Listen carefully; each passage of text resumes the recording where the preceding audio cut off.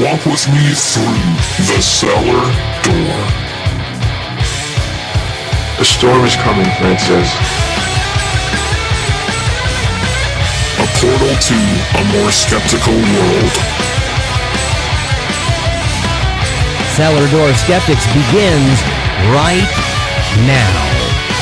Prepare for the revolution with your hosts, Christopher Tanner and Chris Hanna.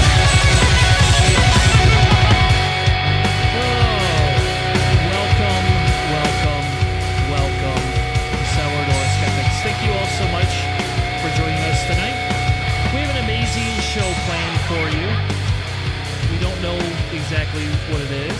Yeah, just kidding. We do know what it is. But we have an amazing show planned tonight. We're going to be talking a little bit different than last week. Last week we were pretty aggressive on the killings that have been happening. Tonight we are going to do a couple of different things. We are going to talk about where we as a group at Cellar Door Skeptics fall on the political spectrum, which to some of you will probably not be a surprise. We are also going to be looking at a Supreme Court ruling that essentially said that children can now be sentenced to life in prison. Makes no sense to me. But we're going to look at it and kind of dig into what it's supposed to be. And we also have a science segment this week where there was a Canadian study done. So it'll be kind of a dual segment, Canadian and science. And we're going to actually be looking at why they are finding zero evidence for epidurals given to women and autistic children. So there you have it. So it'll be a little bit different this week. Without further ado, though, let me bring in my co-host, Hansel, the engineer, and Buddy, the elf. How are you tonight? Jingly. But it's all in the shoes. All right. So if it's all in the shoes, you don't mind singing us a little tune? Oh, come on. Get a little Quagmire action going there. I don't know. Did he ever sing? I can't remember if he did or not. I'm sure it was horrifying he did. Well, I mean, No, Seth we don't MacFarlane want him can to sing sing. to his credit. And no, you really don't want me to sing. I'm just happy Fair all the enough. snow's gone. That's all I'm happy about right now. I got a bunch of little plants popping all over the place right now. My garden. Look at this craziness. Look at all these plants. It looks like I've got a nursery going on in here. Are It's any of awesome. them really good plant? No, because Ohio's boring. Hey, at least we lost a seat in the House, so Ohio is less influential because I prefer if it had less. But we had about 6 inches of snow and then another 3 on top of it last weekend, and the plants that we had growing outside survived, and the ones in my house are ready to go out in about a week. Between the 30th and the 5th of May is my time zone for dropping plants. So that's what's going on in my life, is getting ready to start putting stuff in dirt. I can't wait. I can't wait to start gardening out in the yard and spending time out there. It's so mushy and muddy and nasty. So hopefully it'll turn into a real spring pretty soon. Well, that's good. I kind of hoping so too. I just, it's one of those things though that we've enjoyed the cooler weather because I don't have to open my windows. And when I open my windows, my dogs constantly bark. So it's every time somebody walks by, or the ice cream truck, or my one dog howls, actually every time a police car or a fire engine go by. Every time. Not even a question. And the dog will howl. Like, I came home today we had to get my wife new tires on the van. And I come home today, and when we came home, there had been an accident down the street. And we're walking up to the house. You can just hear him howling away because he doesn't know what it is or what's going on, but he's being very empathetic. I don't know. My dogs don't bark when I'm home. They bark all day long when I'm not home. So I bet your wife loves that. Yeah. So I'm not saying that I'm the alpha in the house, but my dogs don't bark when I'm home because they know I don't like that, and they listen. They don't even start. It's very effective, having created a proper animal authoritarian regime in the house. We don't treat the family and the children and the humans like that, but the animals, no. And I don't know. It's tough. It's tough. You like train them from the beginning to not bark. It's tough though, because they bark way more now that we're where we live now. Fair enough. So before we get too far into the episode, I want to give a quick update on the Michaela Bryant situation from Columbus, Ohio last week. And Hannah, you kind of missed out. I mean, we were going pretty hardcore into that Ohio shit, blaming you. It was like, oh my God. Yeah, it's. I know exactly how you guys were carrying on in your carry-on way. I've been listening to it nonstop for basically the entirety of the week for the things that have been going on, for all the points of preferences, watching the videos. Because I mean, everybody loves it when their hometown or their home state is involved in national news headlines. So I'm dealing with that.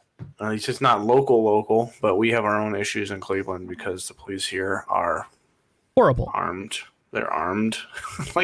they're like their own little police state. And so there's a whole bunch of adjustments and things that are happening there. But the Ohio in Columbus is still a major issue and a variety of de-escalations that didn't happen. And I don't know. So to begin with, so I watched the video. I hate these things with a passion, but I don't know how else to dive into this. And some of the sad thing is that we have to watch the video, right, to actually be able to make a statement, because there's all these people saying, well, she had a knife, she was attacking another girl.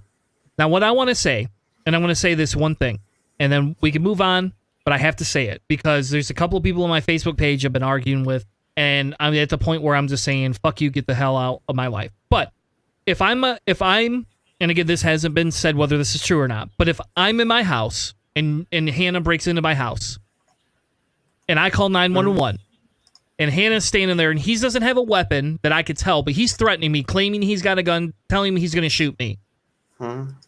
And I don't know what else to do. And all of a sudden, police walk into my house, see that I grab a knife and I go to attack Hannah and kill me. I got a problem with that.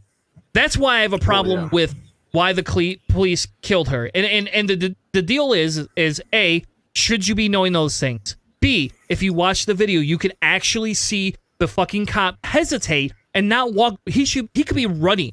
So that one girl tackles the other one to the ground. You don't see the knife at that point. But the cop could be running for it to break up the fight. Instead, he stands back, draws his weapon. The girl gets up, has a knife, he shoots her. Well, that's part of their training. Part of their training is not to rush headlong in. It's actually to watch the situation develop from the outside where you have no one behind you to attack you. I mean, what he did was part of his training. Assess the situation, slowly move in, find out who are the aggressors. He saw what happened. He didn't understand the dynamics of the situation because he showed up late and fired. And, I mean, that's... But that's why there has to be changes. There needs to be reform. We need to we either need to abolish all fucking police, like let's just get rid of them, or we need to at minimum we should be de-arming them. And retraining. They went in lethal drawn. I mean, we should go into situations with non-lethal weaponry to start. And then escalate to lethal. They went straight to lethal right out of the gate. Like, I didn't see a brawl going on full blast. That one dude did kick that girl in the face at the one point in the video. But, like, I mean, you go in tasers drawn. You see an escalation, then you escalate your weapons. Like, you should always go in with the non-lethal. That's what should be drawn. That's what should be started. Then they go the other direction. And so, or they go, like, which one do I side? It should always be your non-lethals withdrawn if the situation is violent and you're going in. And then, this is worse. Drop the taser, whatever, or have it connected to your body via, the key wire connectors or something, whatever you got.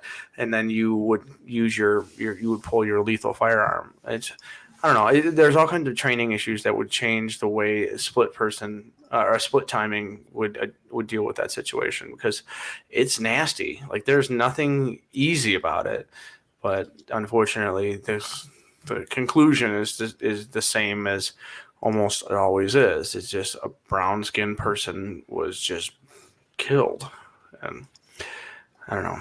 I don't know. There's not an easy answer, but it's definitely going to be one of those things that we see as another example. The same thing happened the day after George Floyd's aggressor was sentenced. The guy who was backing out of his driveway, who had a warrant for. I have not heard. I was frustrated that NPR didn't list what the warrant was, but he backing out of his vehicle, I guess, had his hands on the steering wheel, continued to back. The police just started firing into the car.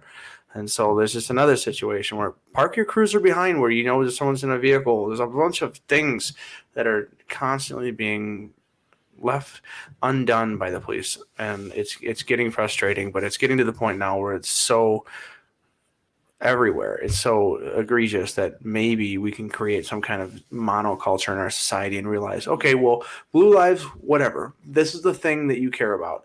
Let's find a way that we can all live a little bit more peaceably. I think that might be better, but I don't know because if it'll take the political thing that you gave earlier, whether or not it'll take some of the questions that were in there about full on abolition of the police type questions and things like that. Like, will it take a revolution, or does a revolution act as a detriment to society? I don't know the answer, and we'll see how far the police situation goes. If it does turn into a full-on revolution that's necessary, violent revolution to stop this police state.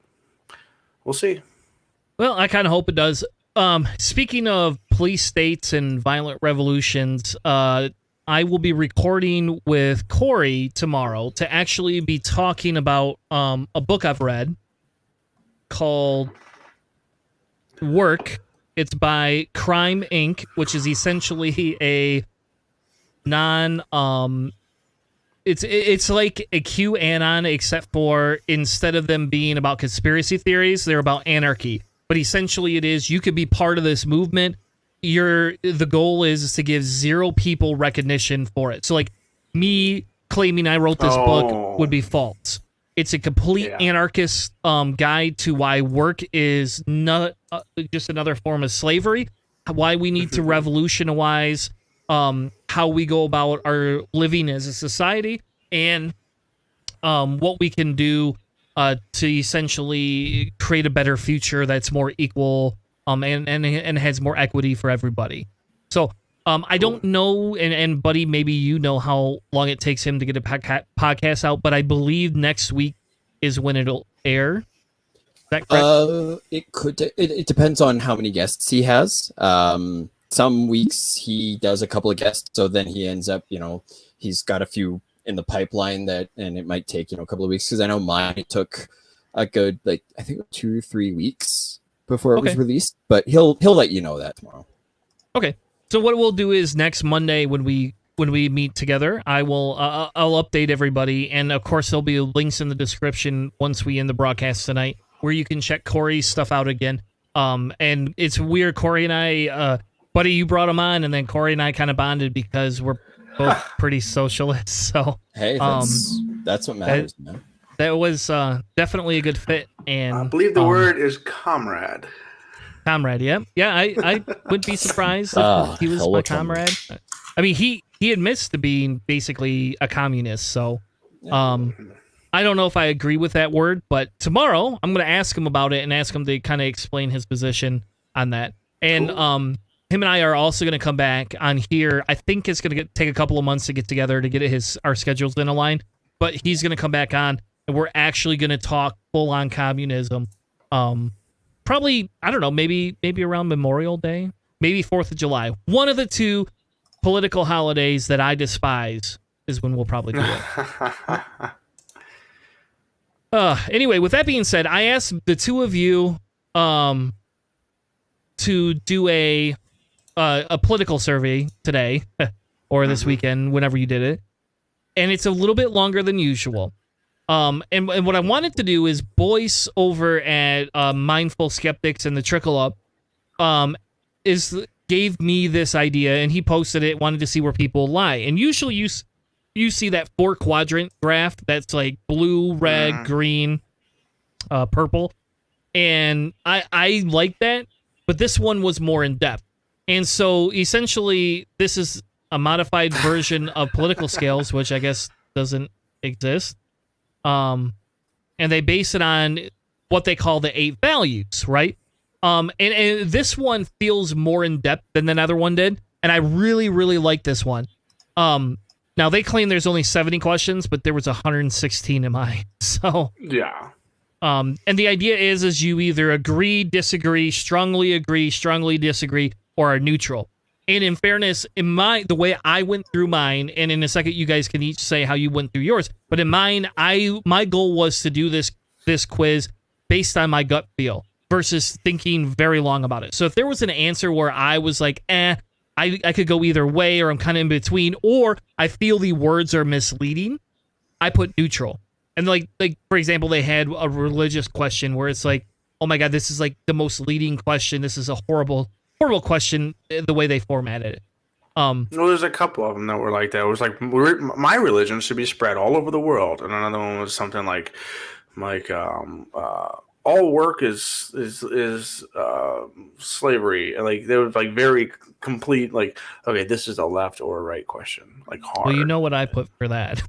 I just told you. Yeah, so I kind of went through mine just kind of like, some of the questions were just poorly worded. There were a couple of them where I pushed a neutral because it didn't make enough sense for me. It was kind of like a triple negative. Like, what does that even mean? Or there was one that I honestly could not understand. There was no verb. I couldn't figure out what the question was asking me, and I just did neutral because I had no idea what it meant. But in general, the questions were complex enough. Where like, do you think this should not be the case? Where there was enough where you had to make sure you read the question to know if you were agreeing or disagreeing to a counter or to a negative or to a positive, which it's one of the problems with that is that most people will fling through this thing pretty quickly. So any data that they're mining from the people who take the quiz could be stilted in a couple of weird directions because of some of the lazy wording that you get on here. Because like one of the goals for any kind of poll or quiz is that it needs to be very clear so people know exactly what they're clicking on. The goal isn't to try to trick you, and so this one felt like some of the questions were trying to trick you, and so that's the only gripe that I had. Buddy, I did very similar. I did my best to make sure that I was just kind of not, sitting and mulling and humming and hawing too long, just because it's over 100 questions, and who has all day for that. But there were a few questions that I did have to stop and reread, just because partially the ADD, I just skimmed it, and then I was like, yeah, I agree. Wait, do I agree? Well, hang on. And I actually had to go through word by word, and for the most part, I think I got pretty accurate, although having to do it the second time, I may have rushed it a little more, so that might be why my results are a little bit different than they were the first go around. Although I, like Hannah, if there were any that I didn't really immediately understand, or any that I couldn't really make heads or tails of completely, I was just like, yeah, we can go neutral. I don't think this will mess up my scores too badly. No, and I actually encourage that. That's why the way I did mine was to go through it as faster, so I got gut reaction. And like you said, there were some questions that were just BS, or you could tell were not correct. So I put neutral on them because it's like, I'm not going to go either which way, Yeah. So the 8 categories that they measured was equality, economic equality, markets, economic type markets, national diplomatic, essentially, are you a patriot or a nationalist? And again, even that was a little misleading in what they wanted. Whether you were a globalist, right, or whether you liked smaller centralized government, liberty, basically, essentially, what civil liberties do you support? Authority, those with higher authority scores are strong in state power. So you probably know where I fell on that one. Tradition, those who value tradition. And I'll be honest, this is the actual hardest one because there's some traditions that are good, but my overall mantra is traditions are meant to be broken and redesigned. But it's very hard because on the exact same side is like, I don't want to walk into a Jewish person's home or a Muslim's home and be like, you got to give up your tradition, because I think you should get to keep those things. But to me, I don't personally adhere to strict tradition and codes, and my moral code is based on humanism, and it updates based on the knowledge we have. So Dead that people's was the baggage. hardest. Huh? It's a dead people's baggage. Yeah. This was the hardest category for me, personally. I don't know. I mean, it was easy to know which one when they were asking some of those questions or whatever. But yeah, it's one of the things that I guess you guys would definitely have way more of a traditional connection than I do, because like you had that conservative upbringing with like tradition is like the core. Conserve the tradition. Like the entirety of the ideology itself is that the past was good, the past was better, or now is, and like bring back. So like, I mean, I just never had that tradition thing. So is this your results? I think these are mine. I here? stupidly did not label any of them. Hang on. So I think I I'd kinda have to go figured out back whose into was Facebook a whose. second and actually look it up. Or is that what you're doing, buddy? Not necessarily looking them up. Just I think. Okay. I had, oh damn it! I had a system figured out, and then I went. I'm and gonna ruined it guess since because mine revolution went- is relatively low there. The one at the top Revolution is is mine. low. I don't think that's Chris. And hang on one sec here. Nope. Son of a bitch. JQ. That one looks like yours. So we've got the three. So the All three, right. the I top got one Hannah's. looks like We'll mine. go through Yeah. Hannah's first. How about that? I like it. That's fine. Mine's gonna be so boring. Maybe. And middle of the road, and not God, quite. fence sitting Not flip quite. flopper. Yeah, I'm not quite a incrementalist, but it's just how it usually falls when the actual chips hit the road for me. Equality, humanity, and socialism. I'm happy with that. Well, I think we all Constructivism. fit into that spec. I wish there was more secular questions in here. That's one thing I wish there was, because that should highlight the isolation between church and state. So like regulation, I'm super hard into regulation. Like it makes me. It's like the Comcast thing. Say it again. Like that was my big thing. So regulation, I am so pro regulation. It's the highest one for me there. So internationalism was pretty good and high. Like my communism was definitely surprisingly high. So I mean, I'm curious that 19% was a socialist, or is that moderate? For you know what I mean? It's just like the most of the things that when it comes to my ideology usually is like the communist end of things. It's like the sharing of work and the sharing of the profit from work, more so than the idea of that everyone should share 100% in all of the things as like the semantic version of communism. So like that's something that you'll probably talk about with your friend as to what the word means and how sometimes communism and socialism get kind of intertwined irreparably in other people's psyches. But see, revolution is low for me, only 52%. But if you look I'm at not it, it's quite a reformer. It's because you had so where you became neutral was here. You had a hard time with constructivism, and you had a hard time with revolution. Those are like your two pain points where you couldn't make a decision. Overall, you're 20% uncertain. Yeah, that's usually where it is for me. Like whenever we have the conversations when it comes to something like revolution, it's usually like I agree with what they want to do, but in the end, I see bad actors who ruin all of the good movements. It's the benefits of like my one of my favorite things. A great example of it is the Wall Street stuff where everybody got together and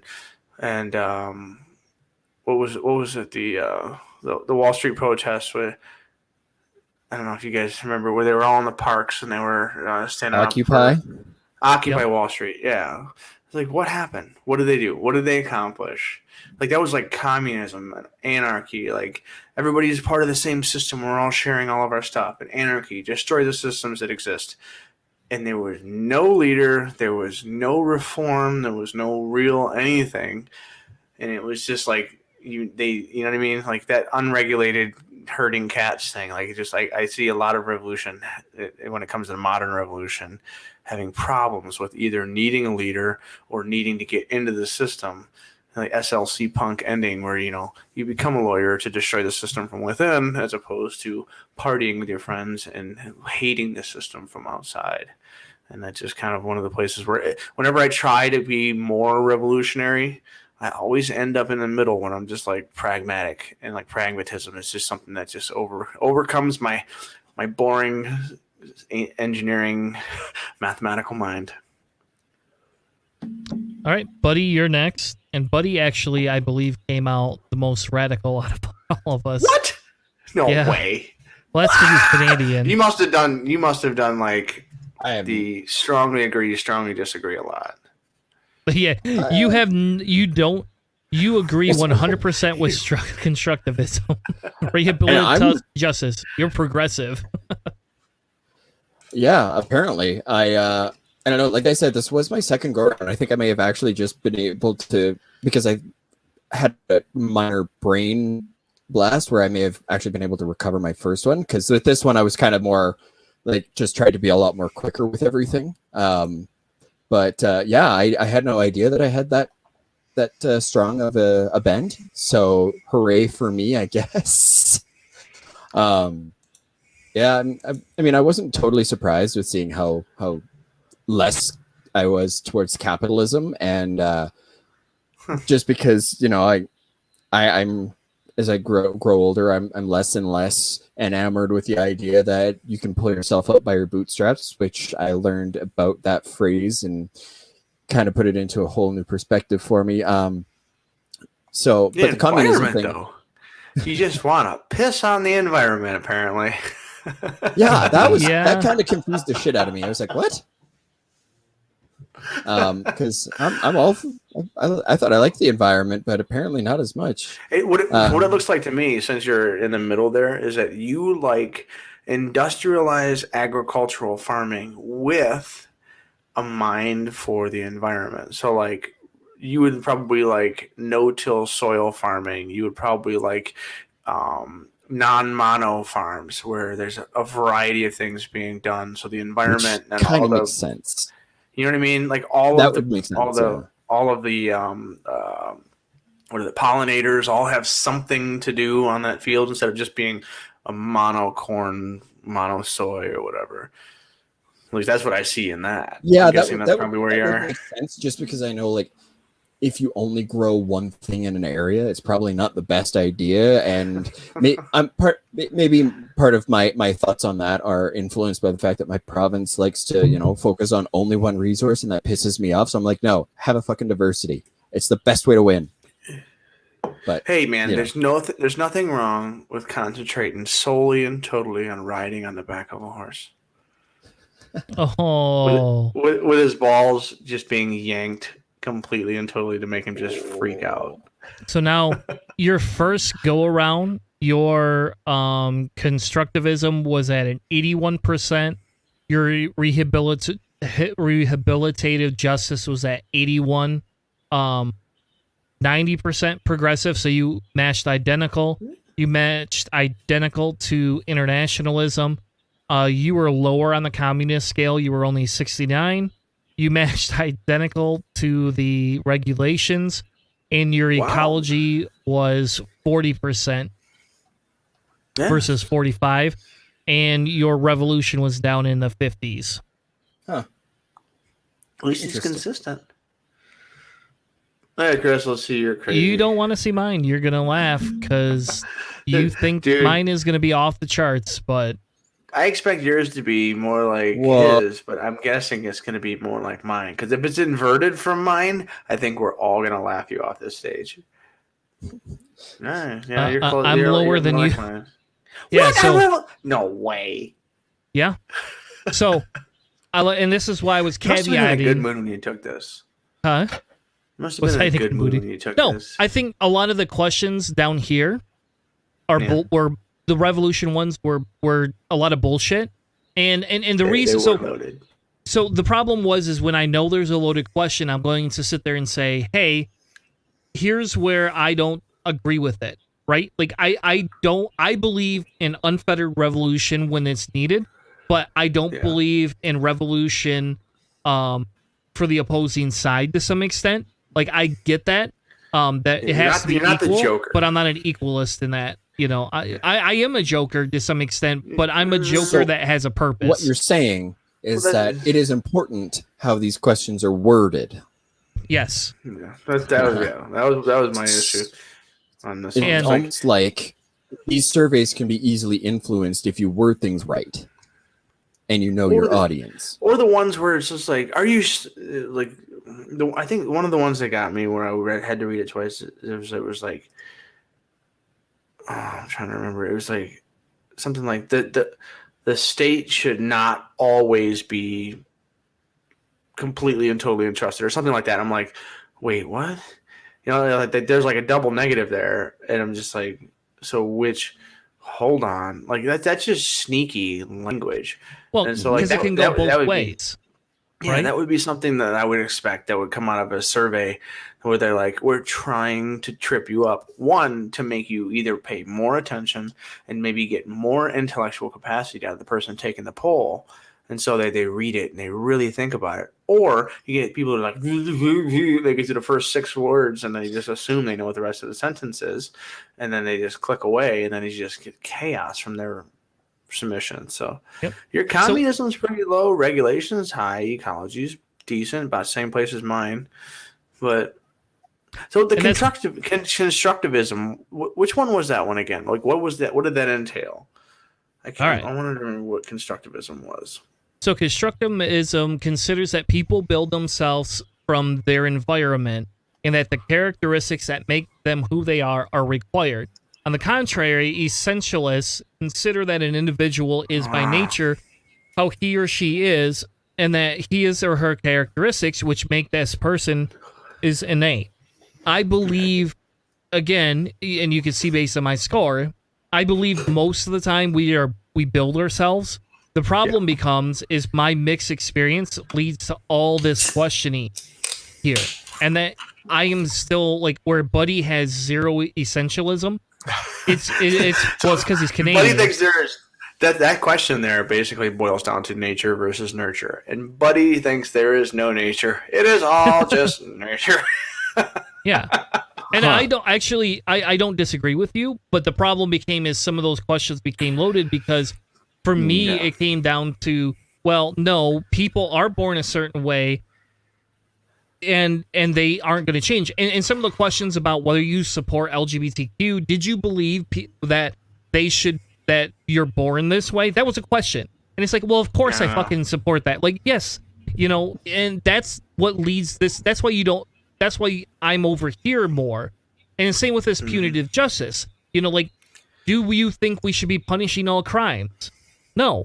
But do you think we should be punishing like some major crimes and things like that? Well, yes. You know, like of course it's we a question do. whether or not the death penalty should exist at all. And I said no. Those questions. Yeah. I essentially despise the death penalty, and I don't care if you live to 100 in a jail cell. I don't care. But I'm on the other side too, where I'm saying we should be changing the justice system for to give inmates better.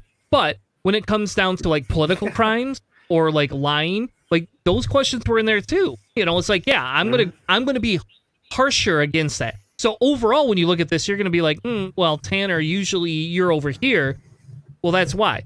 Now, our progressivism and our internationalism matched on all of us pretty closely. So those were the most consistent questions.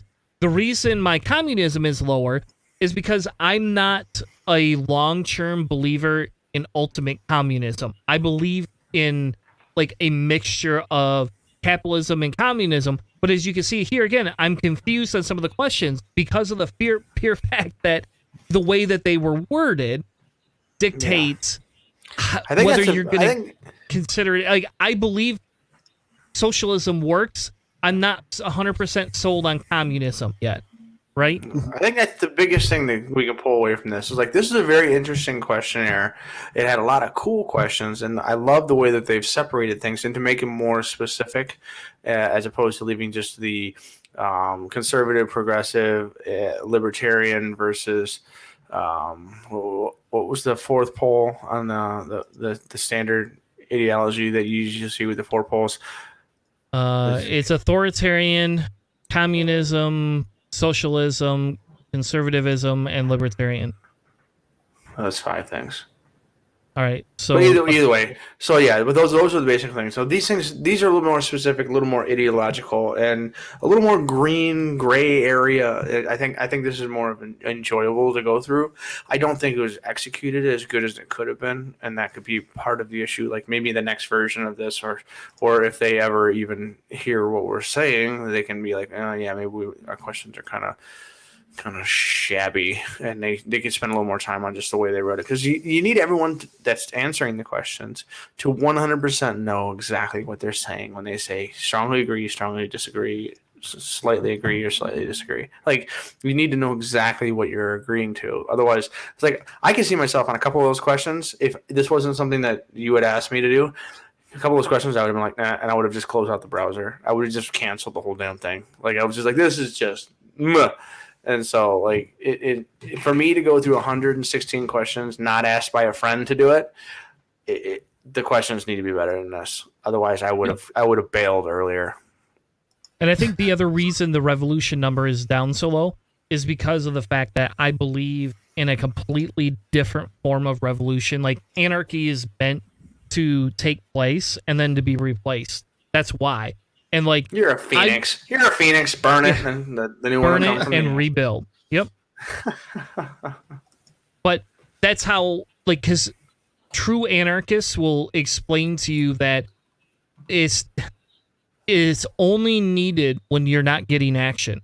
That's when this is needed. You know, when you start getting action and things start changing. Like, again, and we'll take the policing as an example. Once you get a little bit. Get yourself some. That's when you get that action. No.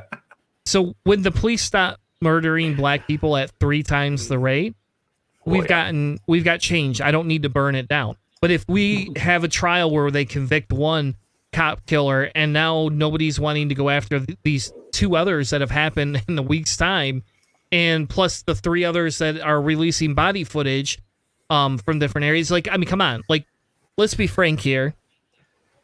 Okay, and but I don't understand why these cameras aren't on a cloud system and we're not just, oh, there's a shooting? Okay, everyone, you go to this link and here's the cloud data that has been amassed for this. Like, it shouldn't be like, oh, they released it earlier than usual and they've edited it. Oh, like, why is there any version of that sounds okay?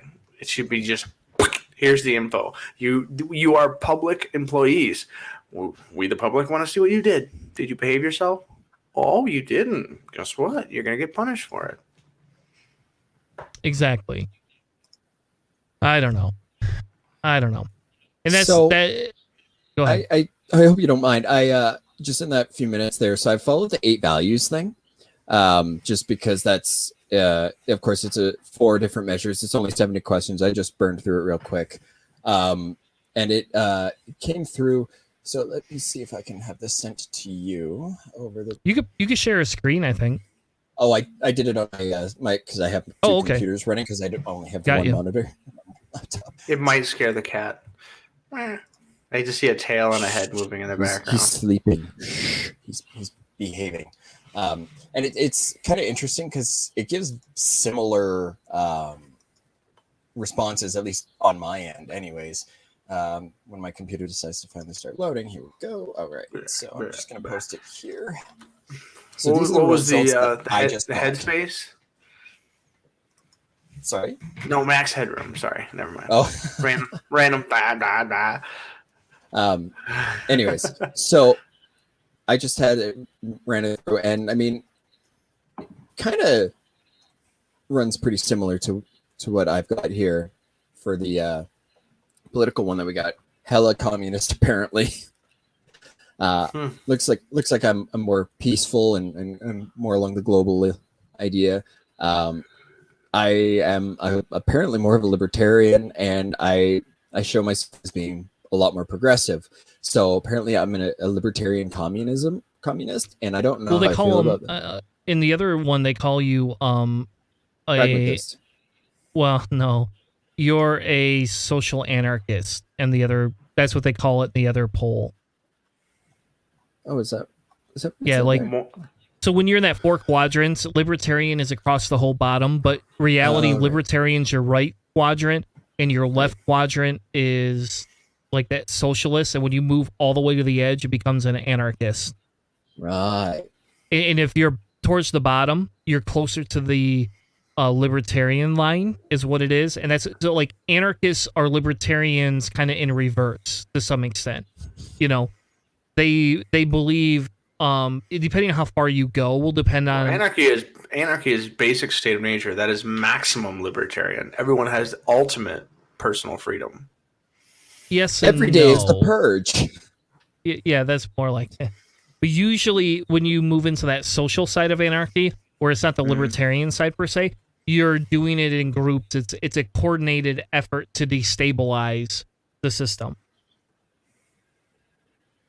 Yeah. Or just not have a system. Essentially, it's you want it to be kind of like a feudal what the system that existed before a feudal system, where instead of having a bunch of small castles and kingdoms, there was whatever existed before that. So it'd be small. Well, that's why they believe in large Yeah. communes that have similar guidelines, but everybody governs them in their own way. But they're all close enough together. And they're small enough that you could have the same ideology, essentially a uniformity monoculture. We all agree with this thing. This is our little hive. Yes, and they would still, because it's on the socialist side, they would still adhere up to a larger principle. So, like, in my world, it's humanism, right? You know, like, everything's going to go up to equity, but that you could determine equity different based on, you know, where you are. But when you keep moving farther left and you move into the true anarchy, anarchy is not a finished state of mind. Anarchy is a state of flux. And the idea is to create a state of flux to create discussion or revolution or mass burnings and killing that change society. So, like Hitler was a authoritarian anarchist. The difference was he didn't stop with the anarchy, like he didn't stop with what he was doing until we took him out. Because we don't know if his ultimate plan in the long run would have stopped once he got rid of gay people, Jews, all these other people he didn't like. We don't know if that would have stopped or if he would have just kept going. So that's that authoritarian bend that he had. Yeah, but I don't know. The idea that having 8 values versus the 4 is definitely entertaining. It's interesting. This is the fun. It makes it a much more complex conversation when you're talking about where you are as far as the standard semantics, the standard, you know, what foxholes everybody likes to dig their feet into and call that the place where they're the trench that we're gonna dig into. So that's pretty cool. I know maybe adding more things, like adding more parties, makes things more complicated, make things a little bit more better. It does a little bit. So, buddy, I don't know if you read this article or not, but this came from a study in Canada. Canada. Yeah. It sounds like This is a cool article. This is pretty cool information. I don't think it was this one. No, I think I was reading a different article about something completely different, and I couldn't tell you what the hell it was because I'm just in 12 different places right now. So I think this is being science. This is for Hannah. Well, basically, what I'd gotten from this, I was brought into this information. I read it, I believe it was earlier today, and then I saw that Chris had linked it into the conversation, and it was just Southern California hospitals, and there was some. It's kind of like when a study comes out and it's put out for peer review, but sometimes it doesn't get enough peer review, and so that the professionals inside the community and also the people who are considered peers who would be evaluating the information, they would read a study and they were like, nah, I don't know about that. So that the first study came out and is essentially trying to put a link in there. Corollary, not causation, but they were trying to say that the epidurals that people have that women have when they're giving birth, they have the epidural essentially is a fentanyl shot into the spine, which helps you with essential pain from a certain location in your abdomen and lower hip area and down that causes partial paralysis and will kind of lock you into being able to have a baby, function and control certain mobile muscle groups, but it deals with a lot of pain issues. And fentanyl is a pretty strong drug, so they had this study in Southern California hospitals, and the results were like, hey, look what they found, and they really jumped to a conclusion that the rest of the community was kind of just like, these are, you're pushing your boundaries and you're getting a little bit too far. And then so this new study is it's a longitudinal study essentially that is working in parallel and kind of designed to repeat. So when it comes to scientific studies, a study comes out, we have our results. Here's our abstract and our conclusion. This is what we think we learned. And then someone else says, I think you're full of absolute American sewage water, and we're going to do something real in Canada, and we're going to check things. Son of a silly person. You know what I mean? And so, like, in Canada, they essentially said, we're going to try to reproduce this, and we're going to use 120,000 births, and we're going to just tabulate the occurrence of autism and the occurrence of epidurals and see if there's any kind of correlation between women who chose epidurals during their pregnancy and whether or not fentanyl and the procedure and anything else increased the occurrence of autism for those children. And the Canadian paper is kind of refuting this, and it feels, personally to me, it feels pretty conclusive. Like this is getting enough. So when you have a scientific study, they cite your paper, and this is getting enough citations globally through the news media and through other scientific journals that this is feeling much more validated and much more accepted to the scientific community. So that I'm guessing that this study and this research is larger and a larger sample size and probably a little bit more reliable. I don't know. I'm assuming the reporting, if you've seen any in Canada, is probably similar, but I'm uncertain if this is going to be something that is going to be overturned or refuted after that big of a number of samples. Yeah, an N of 120,000 is it's a good sized N. I mean, it's that's a healthy. You know what? In the case of scientific research, it is the size of it. It's not what you do with it, because that can make small things have big impacts. That is the best metaphor I have ever heard for a large sample size in a scientific community, in a scientific study. Thank you. No. It doesn't surprise me at all, because this seems like something that we would have picked up on a long time ago, just because as it is now, I mean, and maybe this is just me conflating two very different things, is, as soon as we had a couple of people having blood clots related to the vaccines, all of a sudden, like a handful of cases became cause for alarm, which made a lot of women who had been on birth control, which had blood clots as a potential side effect, sit there and go, give me the goddamn vaccine. Yeah. I had to go through this. You're fine. but Well, the occurrences of coronavirus triggering blood clots is something like 90 times higher. Well, and that was kind of my thing too, is because the vaccine itself is supposed to trigger the immune response. So, I mean, again, this is just this is me wildly speculating that maybe that is part of what's going on there. But I'm not a doctor, so, don't quote me at all on that. That's just me thinking that I might have an idea about something that I don't really know a lot about. Well, I mean, a blood clot is an immune response to an injury to the body. It creates a mechanism and it tries to solve a problem that it has. This could be something that gets turned on accidentally. This isn't completely entirely far-fetched.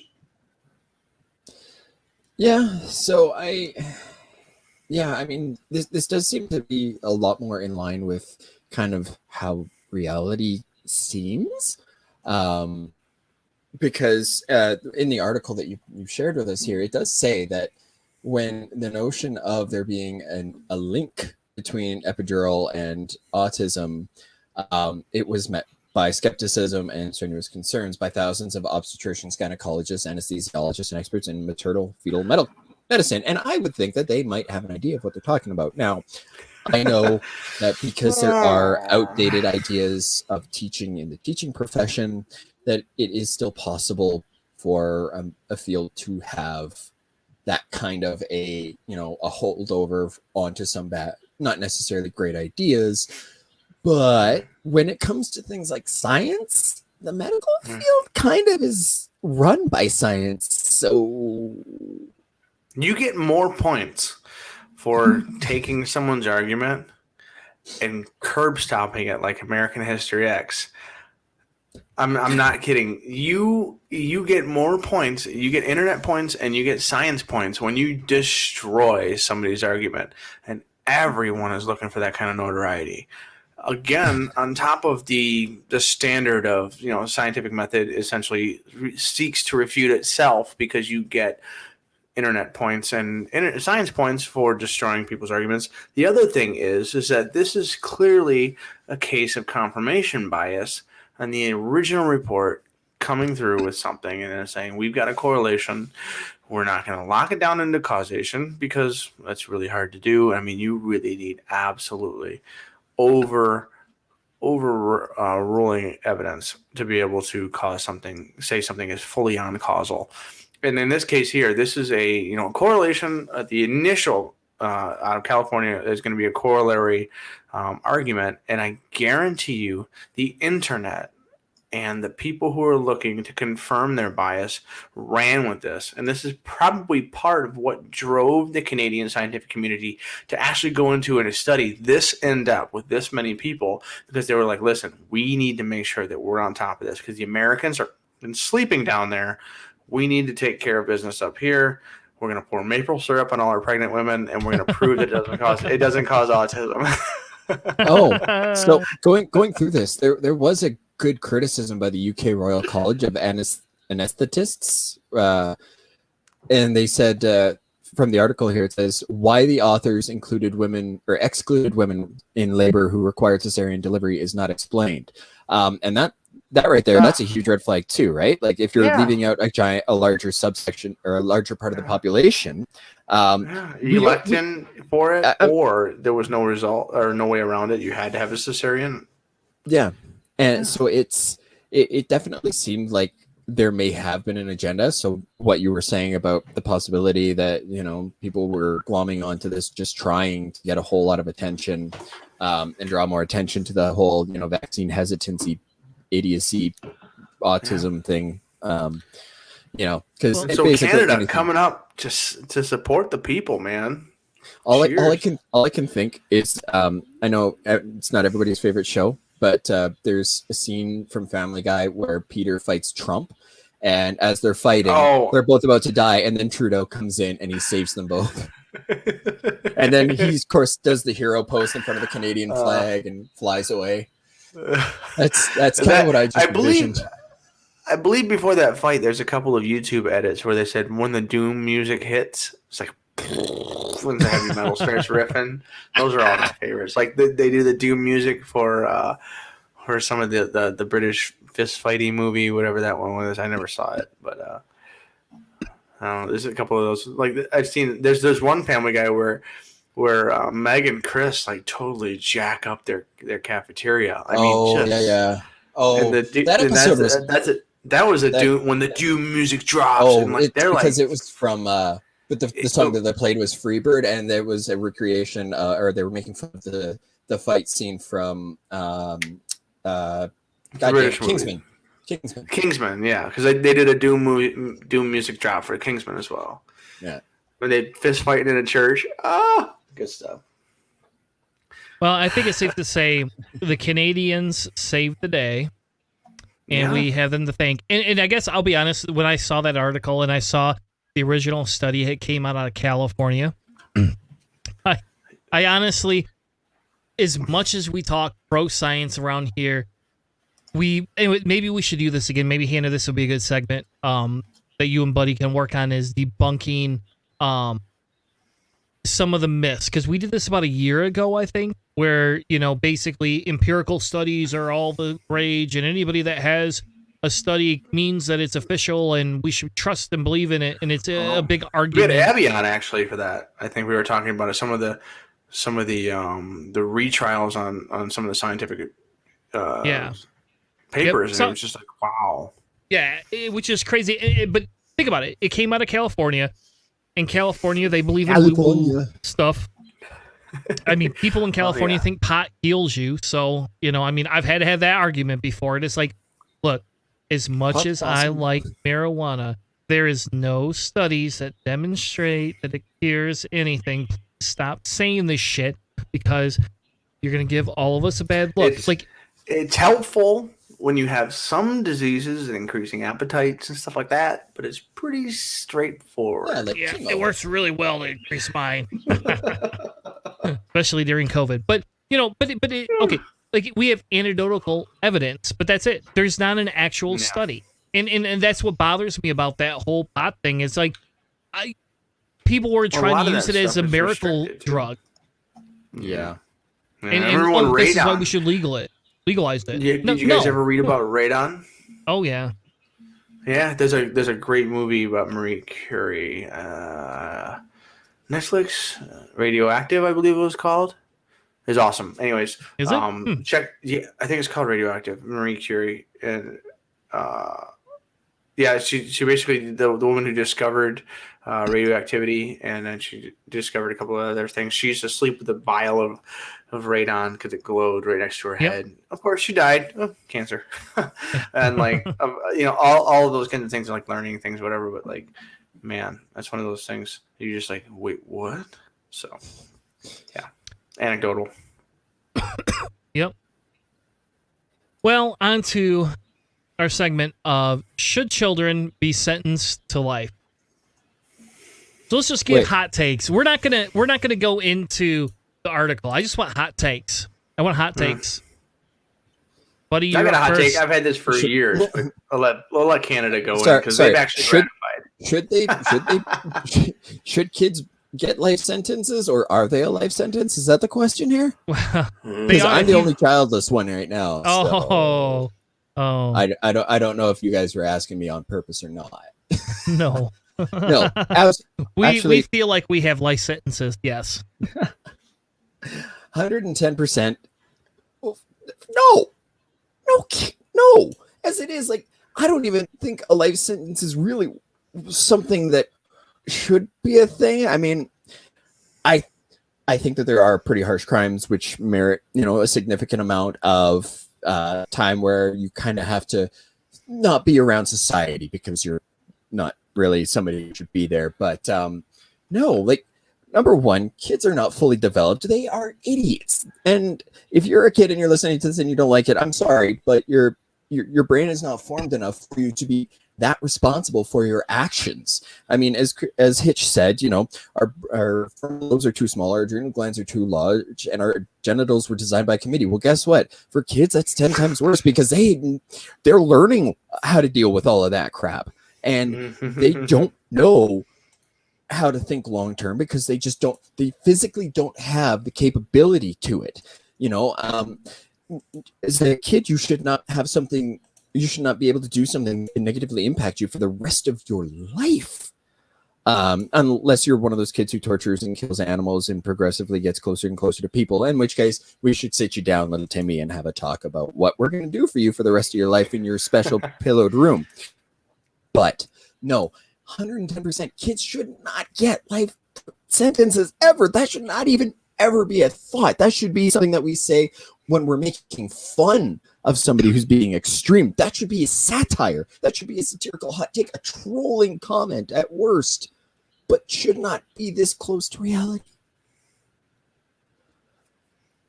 Ever. I would agree, but how about you? Somebody who likes Me? beer. Yeah. So, coming from America, this is a tough one because, we're the only country that hasn't ratified the UN Convention on Children's Rights. And so it's 30 years old. So in 2015, the only two other countries that hadn't done it with us was Somalia and South Sudan, which are not known for their humanistic tendencies. But essentially the United States is thinking that if we ratified the Convention on Children's Rights, it would be restricting us for the way we've created our policing and prison system, which would make it difficult for some of the processes and the plans that we have for keeping certain groups of people and certain segments of the population where they are. The American golden rule, the golden dream, if you work hard enough, you too can also spend the rest of your life in prison. It's a complicated, difficult situation that is way, way, way, way complicated that only the most esteemed lawyers from Yale and Stanford and Harvard can ever possibly contemplate. Right. I mean, the idea that this is something here can only be, in my opinion, leveled with satire and ridicule because it's absurd. When they call it the prison system in here, we call it the penitentiary system. It's for helping reform people. Well, I don't know if anyone has noticed, but there's nothing about the American prison system, the penal colonies, that is even remotely reformatory now. Everything about our system is essentially a pipeline for making money. We profit. We've monetized people who are too poor to stay out of prison and too poor to stay alive when they're not in prison, and a variety of other things. And so what has this done? It's actually a leap down beyond the youth into the SCOTUS saying that no children, depending on what state you're in, can be sentenced to life in prison because it's just too much work to try to reform a system that's been built over bicentennial that is it's flawed beyond repair in most opinions, and we have for-profit prisons and stuff that are making money on these children that are in prison for life. So obviously, in my opinion, no, it shouldn't happen. And in certain Scandinavian countries, even if you kill someone, you can only get something like 27 years in prison. Like that's the maximum amount, and they assume at that point, after that much time, there has been some kind of reformation that's happening in your system, going through whatever system they have created. So, even something like that could be something that would be useful. It's not even so much just that it's the incarceration. It's the fact that, there's more of an approach from the restorative justice angle, whereas instead of just saying, you did a bad, you get bad. Our prison system is biblical. Oh, I know. Your prison system is about keeping people in jail for cheap labor. Good way to describe it. It's very biblical. And you'll find Jesus while you're being biblically punished. There's an irony in there somewhere.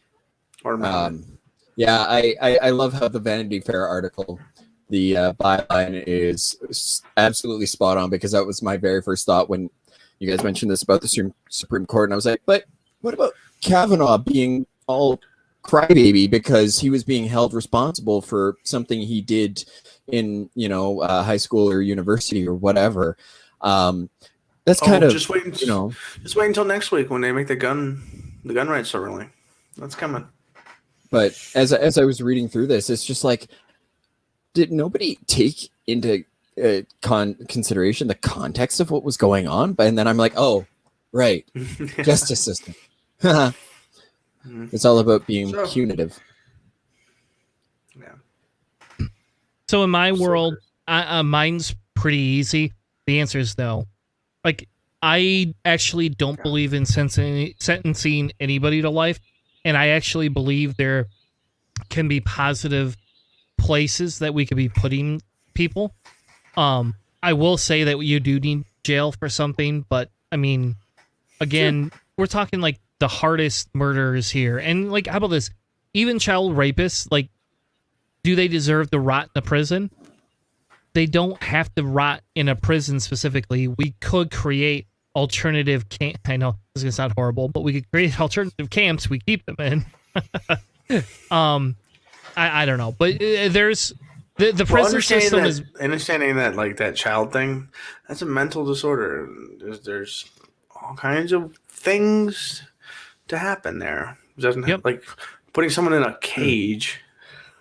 Like, we put people in prison because we don't know what else to do with them. We don't know how to help them. We don't know where it is.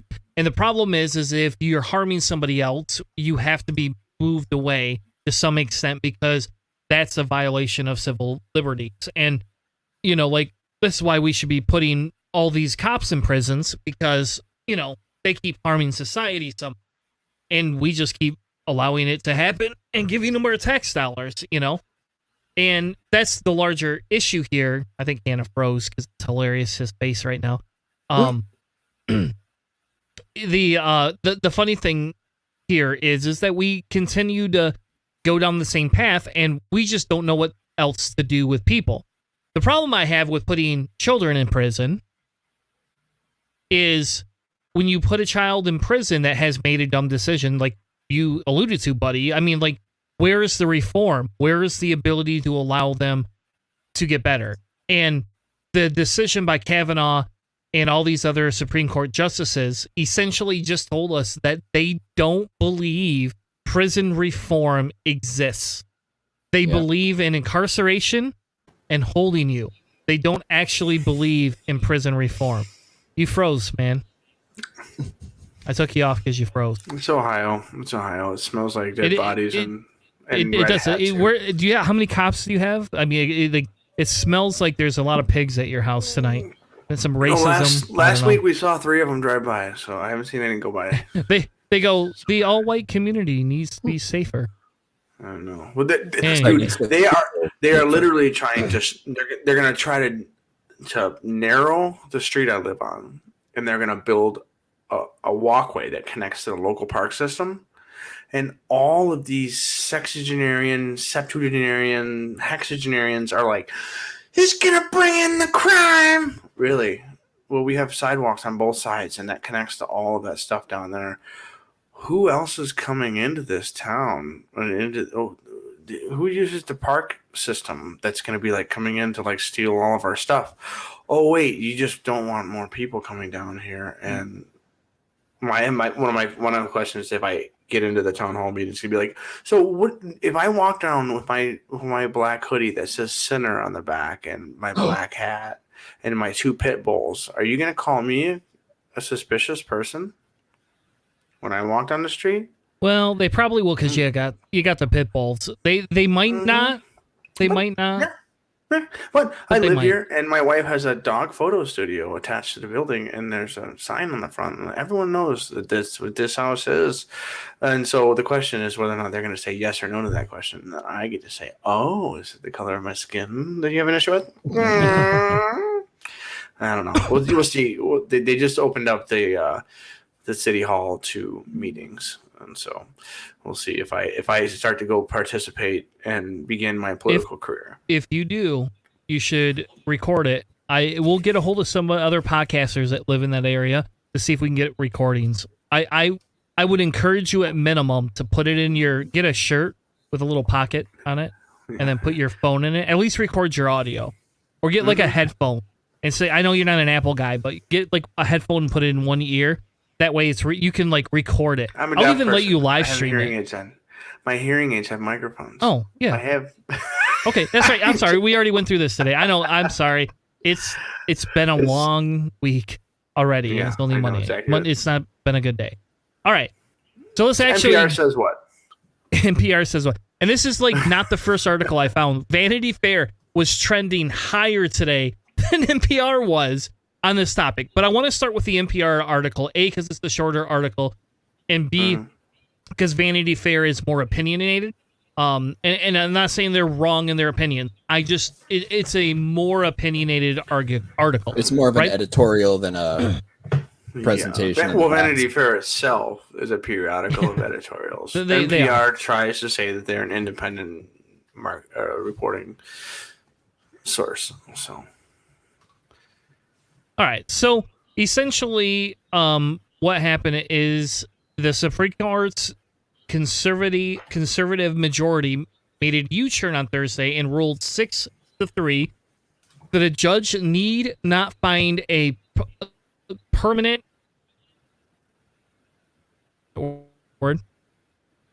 ability.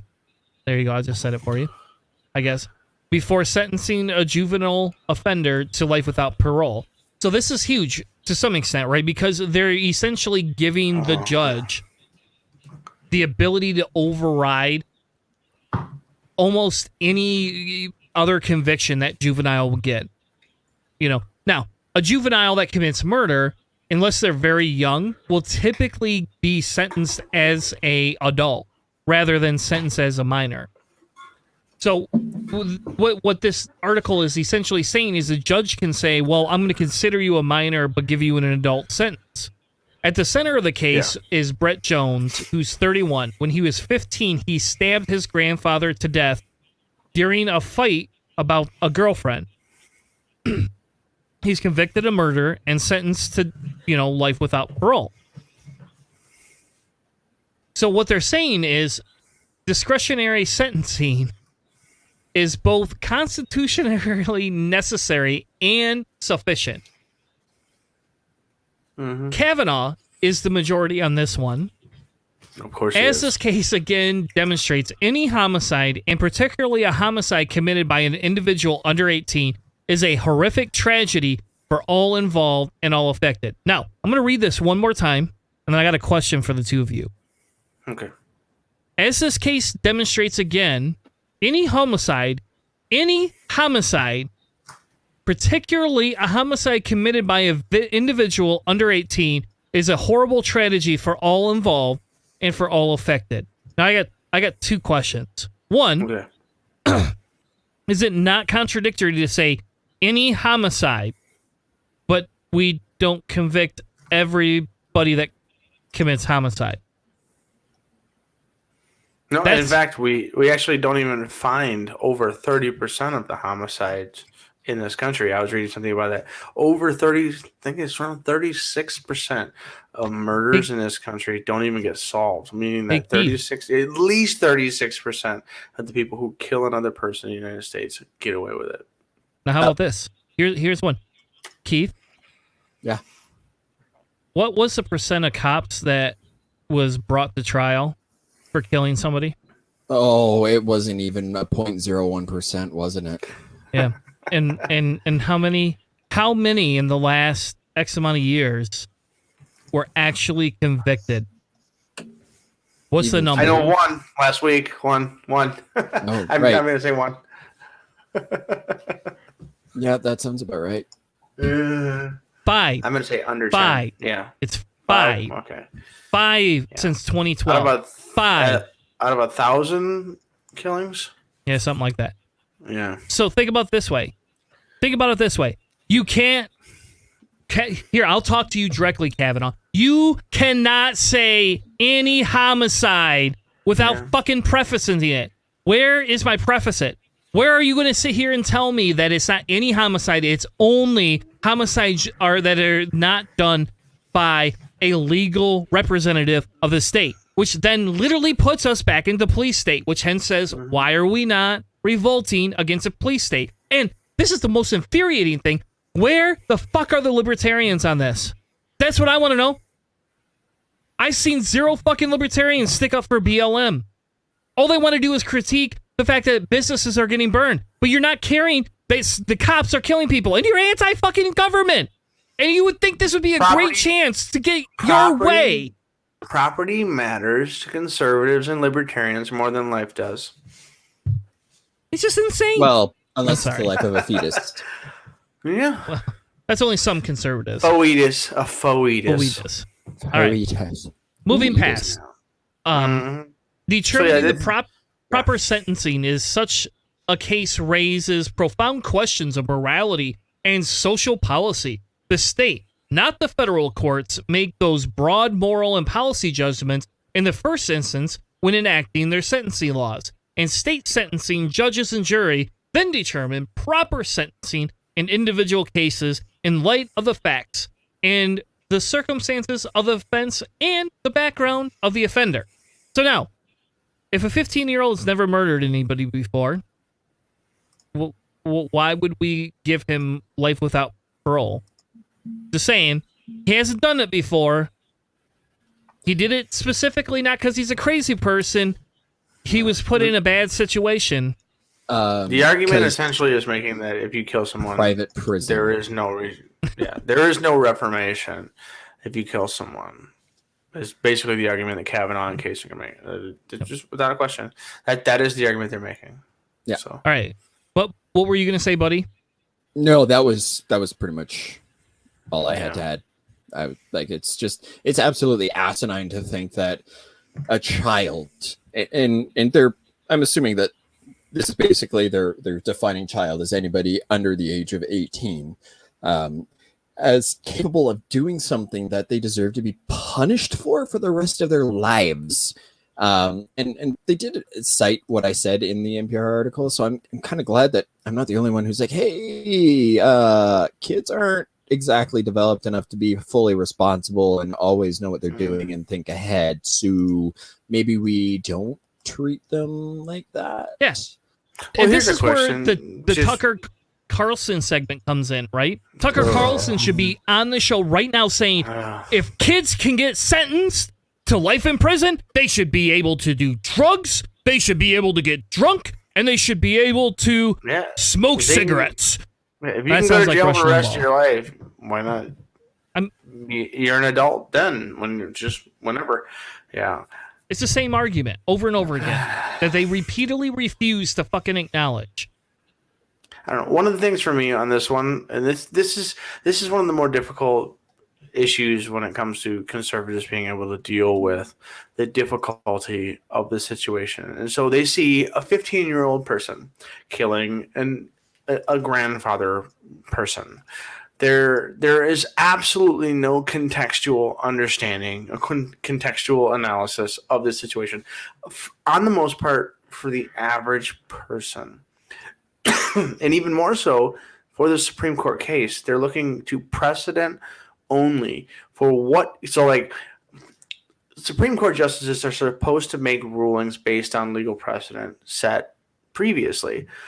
They're not supposed to use their personal political leanings to allow them to judge or cloud their judgment. And that is one of the big reasons why we have all of these confirmation hearings and stuff to see, is this a person who is capable of separating themselves and their personality and their perspective from the decision they're about to make, and consider only legal precedent stated in standard before that. In this case here, they're not really assessing whether or not the young person in this case had a history of problems, and is this, an escalating or a nature versus nurture problem, or was this person just completely and utterly crushed by the system, and it just so happened this was a lash out moment when it came to maybe the girlfriend, the one person in this person's life who had ever given them any kind of positive emotional support and connection. Like, you know what I mean? Like, there are a variety of things that could have happened in this conversation, in this situation, in this conflict, that are way more important And the conclusion they're coming to was, well, this person's 15. Is this an adult? We should punish him forever. Like, it is so mechanical. And what the judicial system is essentially not supposed to be doing here. I don't think this is a decision the Supreme Court should be making. First off, I don't think they should be making this decision based on this case alone. This using it as precedent to say no, young people shouldn't be held at this kind of level. But God, also, what a great I picture mean, of him. yeah, I know he'll never outlive that one. I like beer, but in the end, it's very frustrating to see that the Supreme Court has no ability to basically look to context and deal with this situation with a kind of legal and moral vigor they all claim to have. I mean, Amy Coney Barrett just signed a $2 million book deal, so she's obviously not profiting on her position. So, in the end, I mean, we politicize the Supreme Court. Sure, let's pack it. And maybe that'll change things in the future. But I mean, we're looking at a whatever it takes to win political economy right now. And as each party wins and loses, as Robert Reich says in his book, I think it's on the system. I can't remember which one I read recently, but in the end, it's whatever it takes to win politics, and the Supreme Court is doing exactly what it was predicted to do by the Supreme Turtle himself, Mitch McConnell, and all of the That's an insult to turtles, man. Yeah, don't insult turtle. There's a lot. There's at least 4 turtles I like. Okay, they're tortoises, lands as opposed to sea. But yeah, it's frustrating. So I'm not ready to give up on this topic quite yet, but I'm pretty close. But the idea here, and this is what Sonia Mayota essentially said, is that you got the majority, and you got one person to say, "Oh, we should base this on the fact of what happens when you're younger." When he claimed during his hearing to ignore what happens when you're a minor.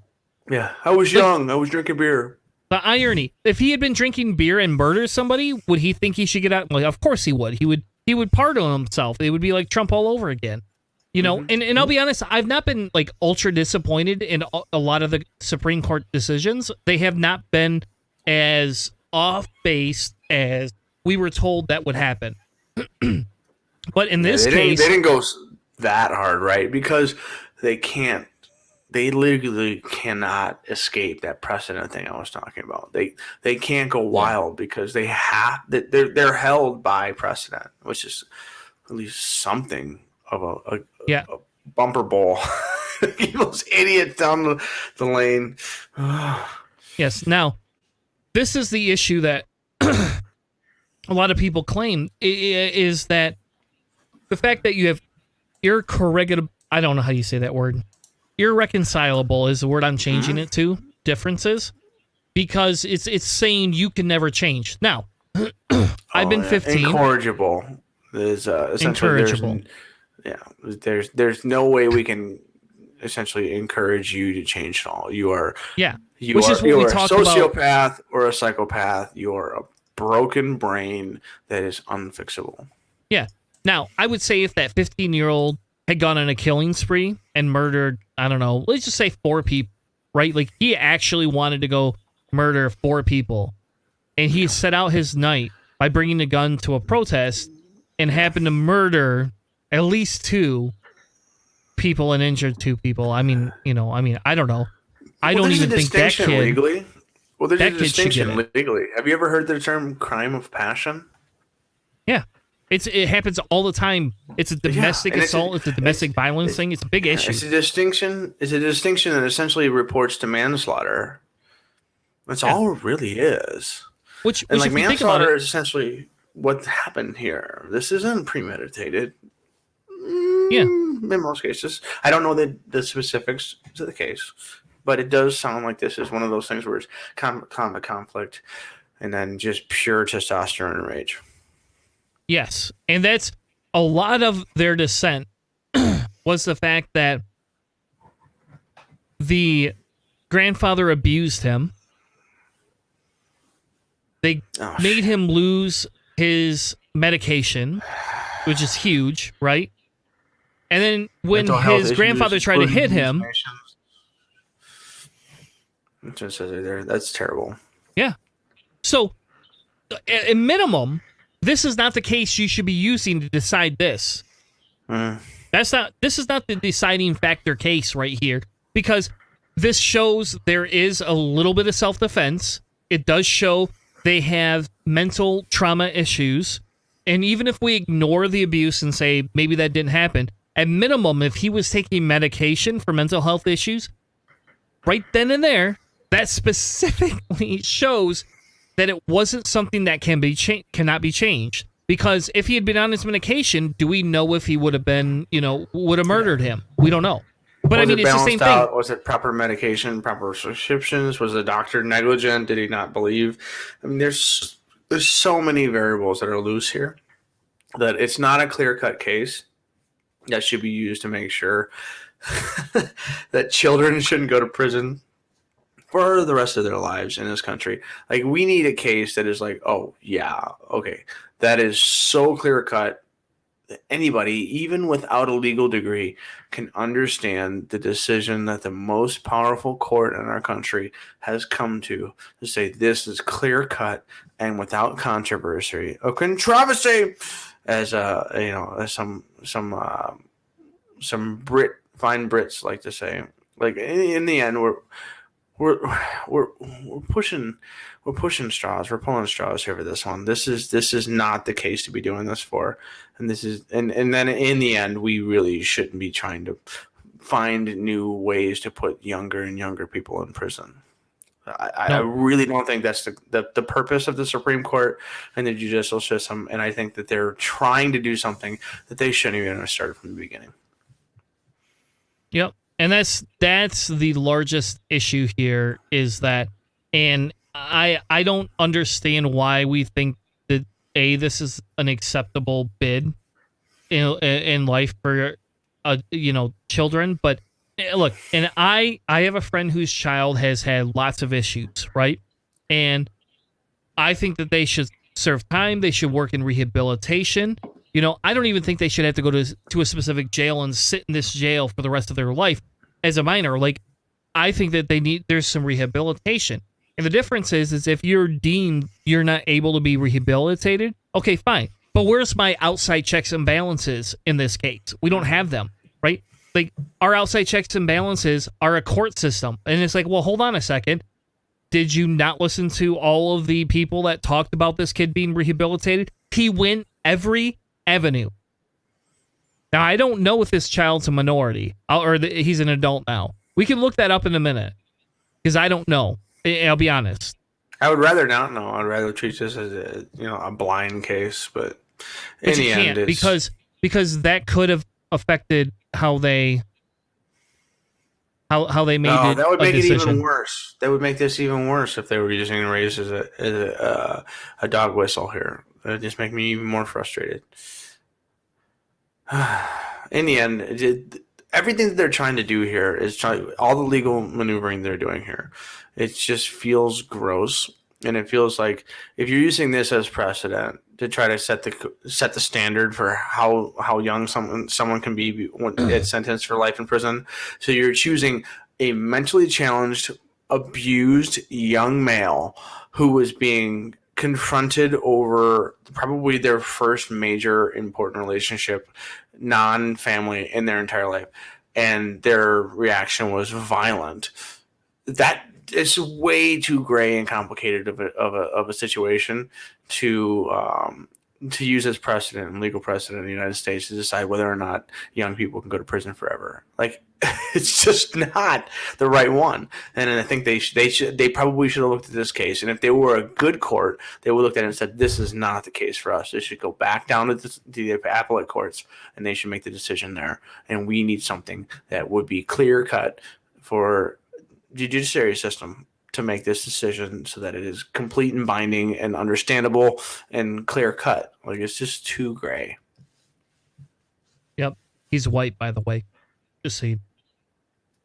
I don't know, man. Like, we're not going to go through this, but if you want to read the actual full dissent, everything, the full Ascent, everything you want to read is right there. It's I not might something read I care to go Sotomayor's through. response just because I like the way she writes, and I'm gonna guess she's probably close to kin to what we've been thinking, and I really like the fact that she gets pretty biting in some of her dissents. So I don't know, maybe we'll go over and check it out and see what she has to say. Yeah, I'll and write like back. I'll report back if she has some real good snaps. She will, and they already reported a few of them in that article. But yes, go ahead and read it because it would be great. You can be our opening arguments, tomorrow or next Monday. Instead of me ranting, it can be Hannah ranting for once. It could be. All right. So for my quick save this week is this, and I know everybody's gonna. It's sad, but it's true. Mm-hmm. And this is essentially Google Earth can be a time machine. Now, I'm sure they're using this specifically because of the fact that you could see all the snow dry up. You can see a lot of cool things, right? And this is Dubai building itself out, right? Yeah. That's pretty cool. You can see Justin Timberlake's stupid freaking palm tree. Wait, no, that's his palm tree? No, it's not. Has one. Justin Timberlake has one of the leaves on one of those palm trees. I did not know that. That was one of the things. Like when they built that out, it destroyed a bunch of corals and a bunch of stuff into the water and everything on there. Like because they changed the flow rate. So like if you put a pier out, you're gonna if the natural flow of the water from left to right, let's say. And you put a pier out there, you're stopping the flow from left to right out to the front of the pier, and you start to swirl. You'll have dead water on the right-hand side of the water if it's left to right, and you'll create an algae problem, and you'll have a rock problem. Then the beach no longer gets any kind of wave issues, and so it's just terrible. All of that stuff in Dubai was just a nightmare. But I had no idea about all of that. I'm not surprised, but wow. Fluid dynamics. It's a good time. You should read about it. Yeah. And it's 20 petabytes, right? So this is like bigger than a terabyte. That's just huge. So 20,000 which is kind of scary. Terabytes. Think about how scary that is, though, right? That's still pretty scary. Google that's minimal of how much data that fucker has. Yeah, Google doesn't sweat over petabytes. Yeah, Google doesn't sweat about anything. They're too big. They don't give a shit. They still sweat about American antitrust laws until Bernie Sanders dies. And then they'll be okay with it. And then they won't care. Okay, you got a point there. So who's next?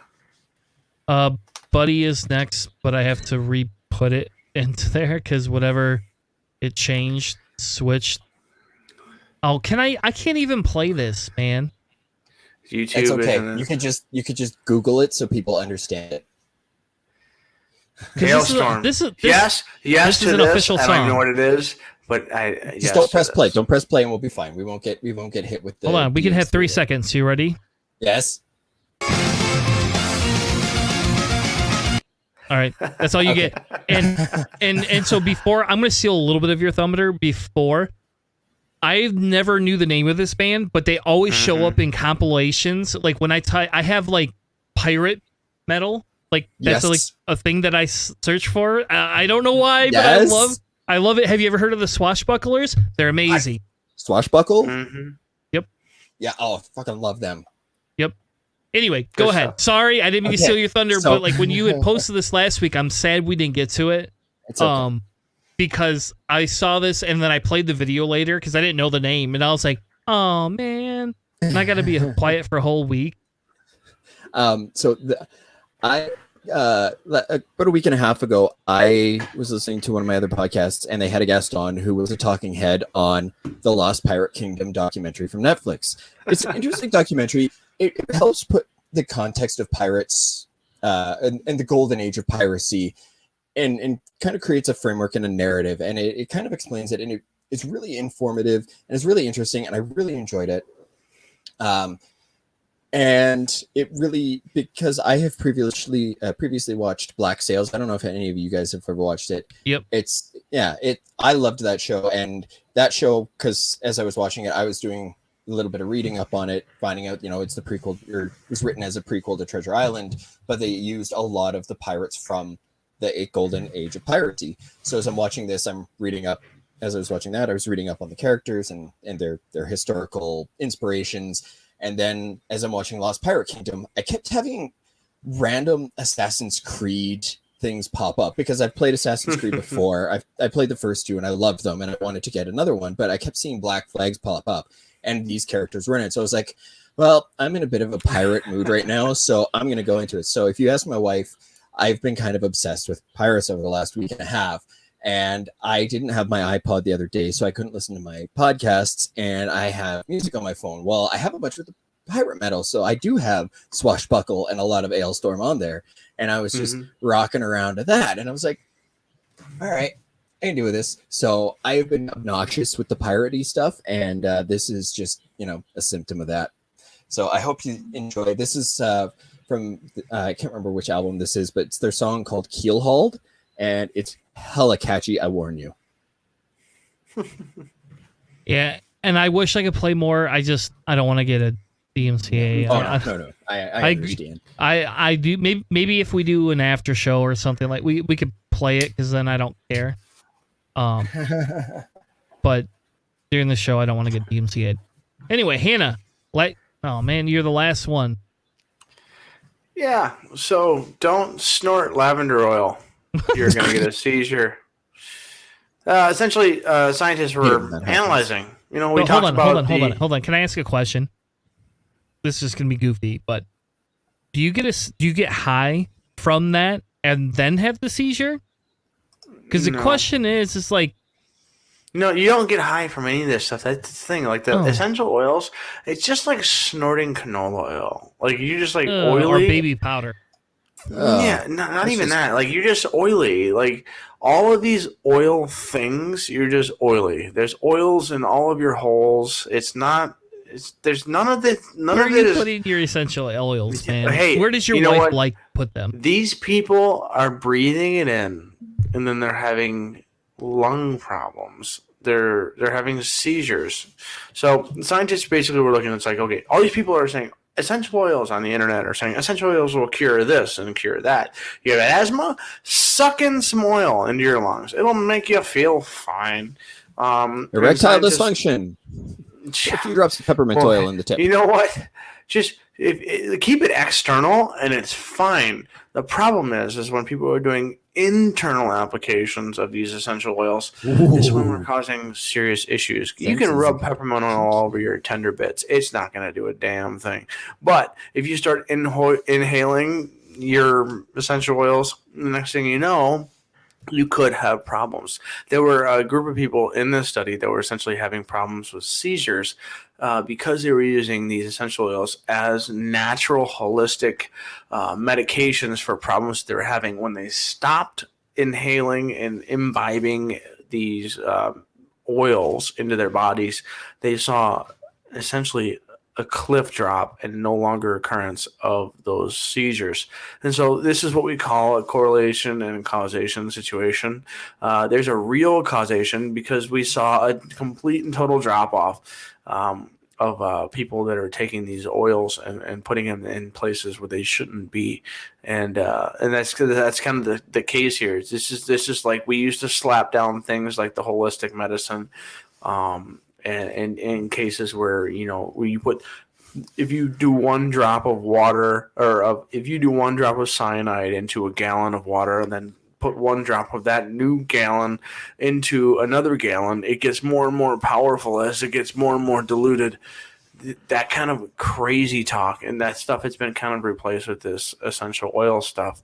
And it's a big thing that really needs to be looked into because people are starting to use it for real problems. And it's the same kind of things like Steve Jobs died for a very treatable cancer, and he decided to use vegan applications instead, and he's dead now. Like in the end, this essential oil stuff, this essential oil nonsense needs to be pungently and completely ridiculed into oblivion, just like we used to do with racists in this country. But we're not very good at it anymore. So let's start with oils, and we'll move on to the red hats. That's kind of my perspective on that one.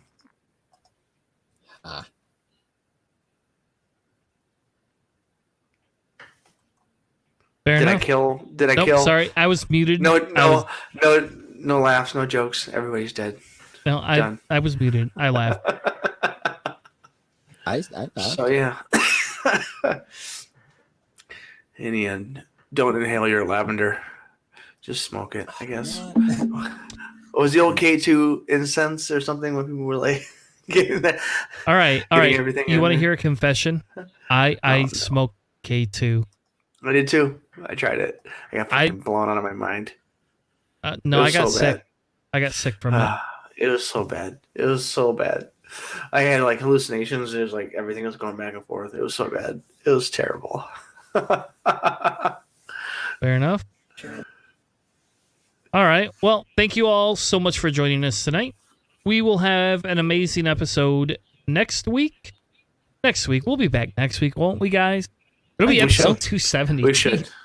Oh man, we're getting there. And I might be starting a second podcast. I'm going crazy over here, but it'll be a board game podcast. We're looking at starting a board game podcast here in the next 2 months. But I don't know, because it's a lot of time commitment. This show's a lot of time commitment. And my wife's going back to school and work's crazy. So we'll see. And it's the summer. I like to be outside versus cooped up in my office. And like if I rebuild my house, right? Like, which I'm looking at putting an addition on, I almost want like an open air podcast room. I was gonna Hear me say out. That'd be really awesome, right? In your backyard, you could just swing open the wall and like, hey guys, you see my backyard? Yeah, it's cool. It's nice out here. Breeze is good. It works if you're south of the Mason-Dixon. Doesn't work up here. North of it, you're like, hey, this is great in the summer. It's July. It's nice. Wow, there's like 6 feet of snow in my open room in December. That's why you close the wall. Anyway, thank you for joining us. We'll be back next week with more Cellar Door Skeptics. And I'll tell you what, if you want, you could join our Patreon, and we don't do them every week anymore, but if we got a lot more Patreons, we do an after show every week, and you guys could all come roast us. But either which way, we'll be back next week with another amazing episode. Thank you all, and have a good night. y'all come back now. You hear?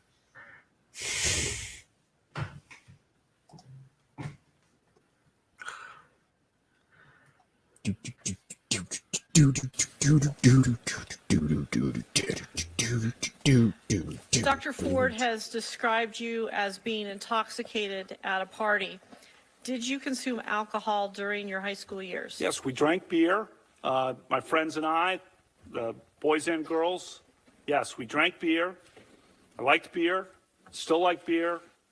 We drank beer. The drinking age, as I noted, was 18, so the seniors were legal. Senior year in high school, people were legal to drink, and we drank beer. And I said sometimes probably had too many beers, and sometimes other people had too many beers. We drank beer. We liked beer. What do you consider to be too many beers? I don't know. Whatever the chart says on your blood alcohol chart. Thank you.